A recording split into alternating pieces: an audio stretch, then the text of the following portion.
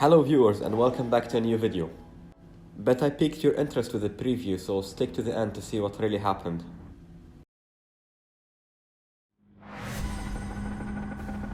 Now here we go, starting from P6. It's gonna be quite difficult from all the way back there, but I will see what I can do.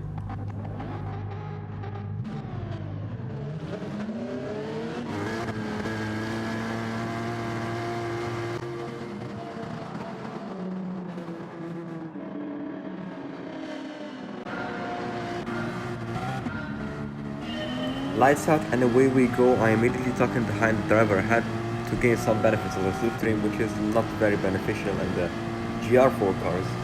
But every single bit matters, so why not? Into turn 1, which is quite a difficult turn. It's downhill right-hander and the elevation change makes it quite challenging to take at high speeds, especially while fighting other drivers. The Bugatti driver kind of peeks ahead and I go onto the grass. Tiny mistake from my side. I didn't really defend it well. I braked a bit too early, but we carry on. Just figuring out the race right now. The first race is always more experimental than actually racing. You quite figure out how stuff goes, then the second race you really push. And now you see Maverick late on the brakes. Remember that name because it's gonna be relevant in a couple laps time. He's trying to push me, force a mistake out of me to overtake me, but the pressure isn't really there. Now going into turn 5. He peeks around the inside, but I covered up well. I dipped my wheels on the grass, but that's not that big of an issue. I covered it up nicely and I'm pretty much ahead. Going into turn 6, he looks down the inside again and I cover it up, really abusing the curbs and basically giving him no chance in overtaking me. Now this is probably the most difficult corner. I think it's called Sheen Curve. I don't really push it too much, but as we progress through the race, I'm going to be a bit more confident around that corner. Starting in P6 down to P7, due to incompetence, I will try to make it up ASAP by catching the Bugatti ahead. He's a fellow Emirati driver. Well, I'm not really Emirati, but I reside here, so by the rules of Gran Turismo, I am now Emirati. Thank you very much, I guess.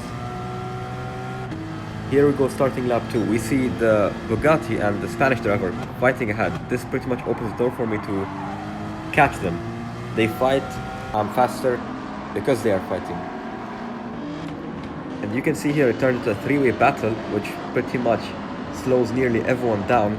Then my big brains decide to make a pretty costly mistake that's gonna cost me the win. If I wanted, I mean, maybe I could have got one. But yeah, I count it as that costed me the win, because I strongly believed I could have caught up, at least to P2.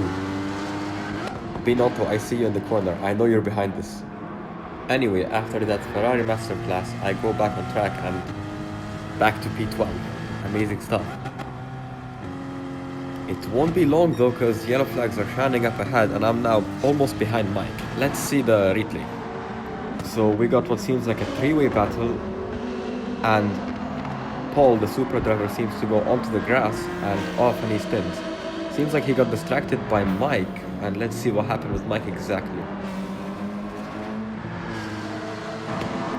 Here we go, Mike just completely forgot to brake and it seems like he went off, but he got back on track right after resetting, and Paul seems to be distracted by Mike and that led him to spin. Anyway, here I go in P11. It doesn't get any better.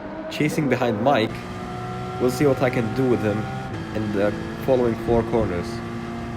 The first of these corners, it seems that I'm quite a bit faster. No, I'm quite a bunch faster than him. Maybe it's because his tires are still dirty and mine are pretty much clean. I dive down his inside and I'm pretty much up ahead. Pull to perfection, leaving zero room for error, and now I'm ahead with Mike pretty much tailing me, and let's see what I can do right here. I defended quite well and he goes wide again. He does not have the capacity. Sheen Curve got him.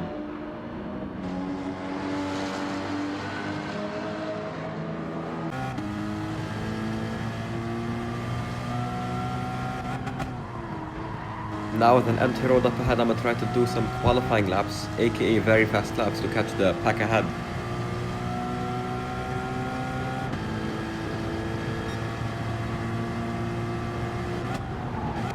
Ooh, I'm just braking a tiny bit out of the traction zone, and you can see it made a pretty bad mistake. It cost me maybe 0.3 of a second, that mistake alone. I'm quite faster overall than I think every driver here, so we'll see how stuff turns out a bit later.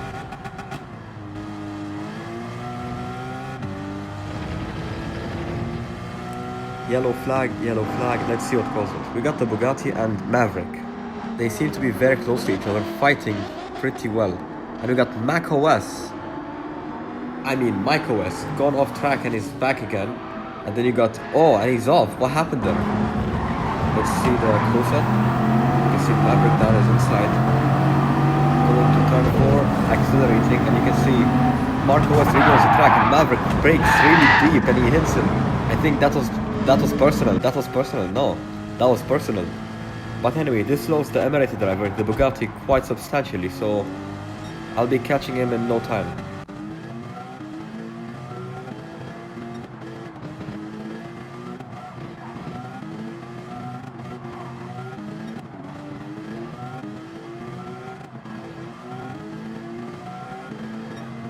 Now going into turn 1, the Bugatti and macOS seem to be fighting, having a bit of a moment right there.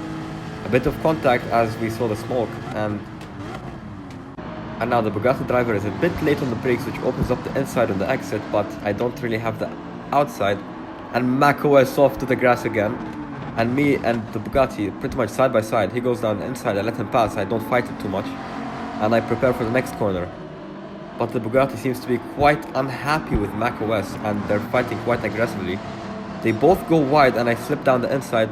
Through goes Hamilton, as Crofty would say. And it seems like macOS has spun again, and let's see what happened here. A bit late on the brake, no trail braking whatsoever, me slipping down the inside, and then he's off to the grass, into the gravel, and he spins. Very unfortunate to be him.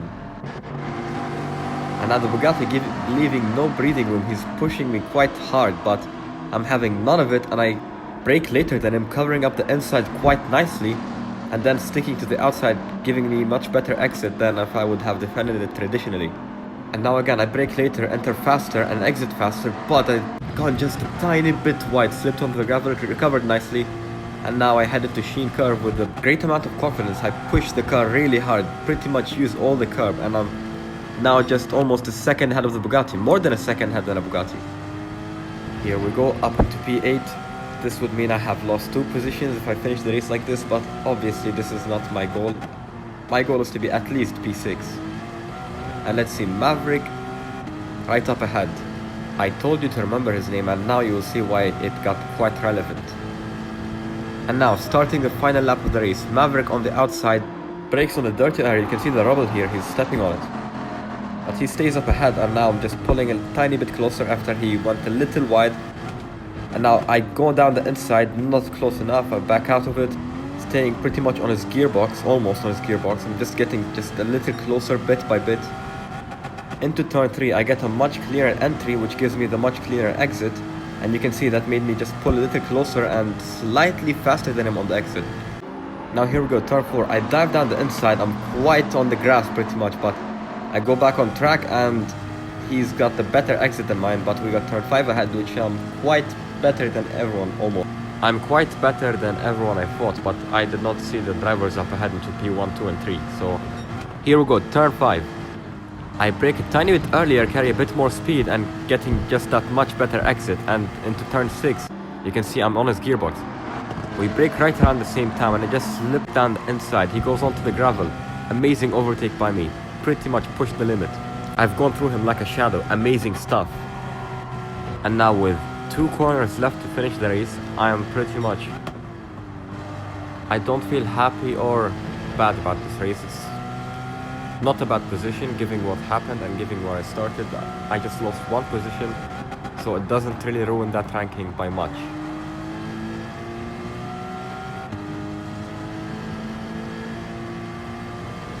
What a roller coaster of a race.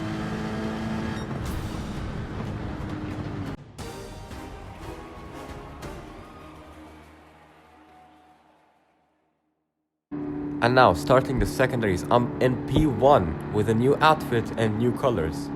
The Jaguar car is the dominant car, and obviously I had to give my artistic touch on this car. I quite like the color, I quite like how the car looks. Everything about this car seems really good, and since it's a British car on a British track, it's probably made for this track. Being honest, it's a Jaguar, And this is a British track. And this is lights out and away I go. Pretty much up in P1, I feel no stress from any driver out whatsoever. And you can see the Spanish driver, he tried to pressure me, but he's not close enough to do anything. And he's getting pressured by the French driver, which is gonna be challenging for him to put pressure on me while being pressured himself. And you can see the French driver does on the inside, which pretty much helps me build a cushion and or a gap, which over time will help me in case I make a mistake, a spin or something. You can see the both of them fighting. Oh, the French driver off to the grass. And now the Spanish driver is gonna try to pressure me, but I am on the dominant car, the faster car, and I'm pretty much the fastest driver as well. Now let's admire the beauty of my art and the car that is a Jaguar from the Panic shop. It's really good. Absolutely love it. It's so good looking. And the way this car handles and drives too, it's pretty interesting. It hates the curbs and it requires a very stable driving style. It doesn't like when you're very uneasy. You have to be very easy and cautious with this car. Especially on Sheen curve when it's up ahead, you can see slowly loading the suspension as you turn from left to right. I avoid the curb because if you just touch the curb on Sheen curve, if you use too much of it, you're gonna end up in the wall. And I decided to completely avoid the curb because using too much of the curb on Sheen curve is very easy to do. As I'm rounding the final corner up, you can see I'm gonna end the first lap in P1 with a dominant 1.3 second gap. And this is pretty much the race. Boom. Boom. Boom. Oh, what? It's lap 5 already and I have a 6-second gap. That's amazing. How did this happen? Well, that's what happened. I'm just that much faster. And I make a tiny mistake, which I jinxed myself, but I'm still in P1. That doesn't change the fact that I have 6-second gap, which only seems to be increasing if I'm being honest. Because by the end of the race, I think it's going to be a 7-second gap, maybe 8. I don't remember which, so I'll just watch as I'm doing a voiceover, and you can see going into turn 4. No, that's 3.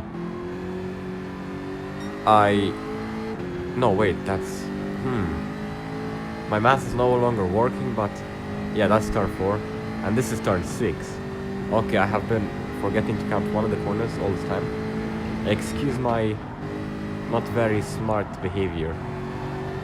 And yeah, I'm pretty much halfway through the lap with a 7-second gap to the car behind. And you can see just how picking the dominant car makes you faster and how learning the car, not only picking the good car, you need to be quite good with the car. Because this car, compared to the Porsche, has a very incredibly different driving style. My driving style is very fitting with the Porsche car because you can be as aggressive as you want and the car just takes you. This one you have to be very cautious loading up everything. The brakes, the tires, the suspension, you have to be quite cautious. And I'm rounding the final corner up to finish the race in P1. Pretty much a grand slam. Started in P1, finished P1, clean race, fastest lap.